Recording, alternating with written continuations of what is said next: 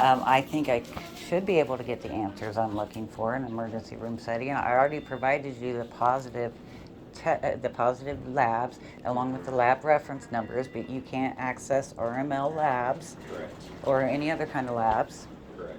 And so, and then I showed you video of her in distress 2 nights in a row, and I showed you the labs from a very specific hematologic test, Yeah. a hematology test, Yeah. and we can't see a hematologist. Why is the person that's ordering these tests? Why haven't they like referred you to hematology? They have. Okay. Okay. Otherwise, it's on this kind of paperwork. Based on the labs that I have seen, I don't see an indication to keep her in the hospital.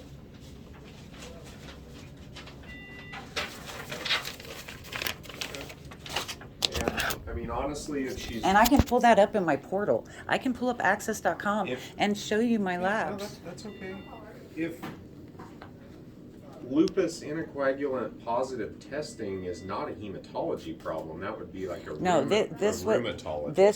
this was sent before she got the final positive for the primary APS. So Okay. they couldn't diagnose her with primary APS until they got the second DRVBT positive Okay. back. How long have you guys been going through all this and seeing these She's people? been going downhill since April. Her team at Access Health, her team of doctors have been phenomenal, and they just got the answer, and it's just in time. Okay. And if somebody would just look it up and help. Well, I'm sorry you're disappointed in your care here, but I don't see an indication to admit her to the hospital and see a hematologist. Right. Well, and where is that cuff at?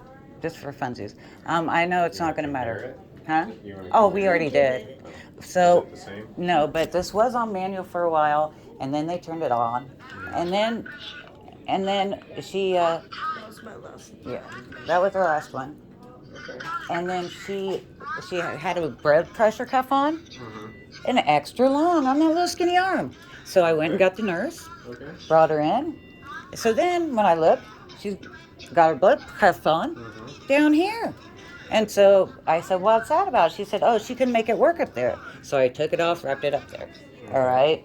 I'm.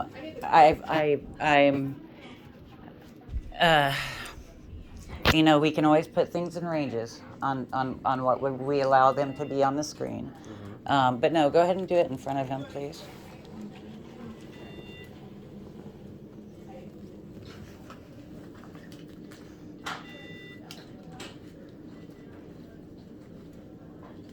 So do you guys want to wait for all of your labs, or are you guys ready to pitch? Also, if I don't want to stay somewhere where there's not a patient advocate that I can see. I don't have any control over that. I honestly don't know if there's a patient advocate here or not. I truly don't know.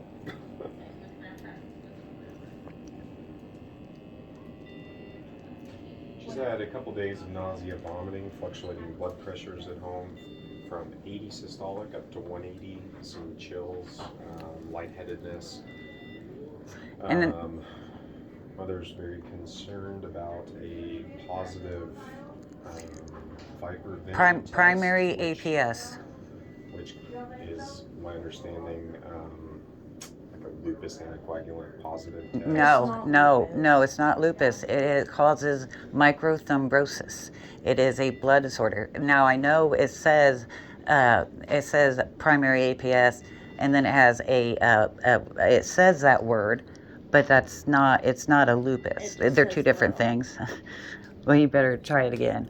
But we didn't just have fluctuating at home. I have videos. We had fluctuating at CVS and twice, 84/20 and 84/40. I have the whole video from her sitting in there, pressing the button, everything. I have a video from a previous facility, 181/100, as she's laying there. I that's I have a Access Bigsby, or I say Bigsby, Access Health. Bigsby has 5 to 8 providers now. Alina's been going there for a year. They're her primary. They're phenomenal. However,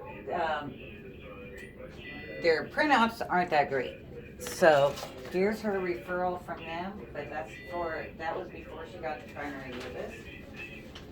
And then, now keep in mind, you can find these if you guys could have had lab access to any other lab, because there's a little number on here, and that's their lab reference ID from RML. So it's not synced into her name, so that's why I couldn't print out.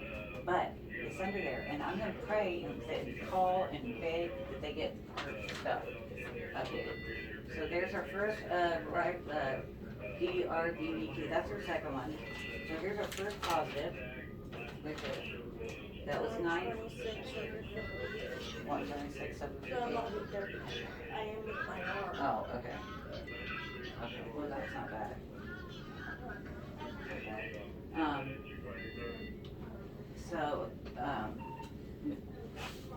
No, actually, yeah, 126 over 58 isn't fabulous for a 15-year-old laying in bed. It's not bad. You think 130 over 58 laying in bed at 15 is not bad? Okay, so this is this is the one from the 12. This is the pathology notes. I'm sorry, they're so crappy. And that came with that, and it said that in 12 weeks, you have another one, and if it's positive, then you have met the criteria for primary APS. That this is the standard go-to test for primary APS. Why did you come to the emergency room tonight? Because it looks like you're having testing I done for your have primary. low blood pressure. Because her blood They pressure was just 84 over 20 at CVS, Okay. and then 84 to 40. The pharmacist called. Yeah.